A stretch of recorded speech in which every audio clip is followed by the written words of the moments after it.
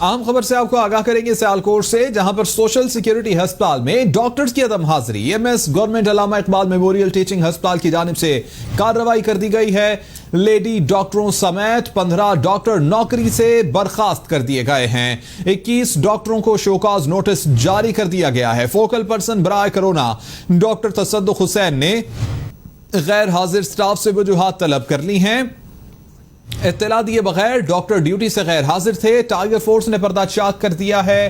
Updates حاصل کریں گے، نمائندہ کیپٹل ٹی وی عدیل انور ہمارے ساتھ موجود ہیں۔ عدیل، بتائیے گا کیا معاملہ ہے؟ جی بالکل جی، یہ سیالکوٹ میں غیر حاضر اور ڈیوٹی میں غفلت برتنے پر 21 ڈاکٹر کو جو ہے وہ شو کاز نوٹس جاری کیے گئے ہیں، جبکہ 15 ڈاکٹرز کو نوکری سے جو ہے وہ برخاست کر دیا گیا ہے۔ یہ وہ تمام ڈاکٹرز تھے جن کو نوکری سے فارغ کیا گیا۔ ان ڈاکٹرز کو سوشل سیکورٹی ہسپتال میں جو ہے وہ کرونا سے متاثر مریضوں کے لیے محتس کیا گیا تھا۔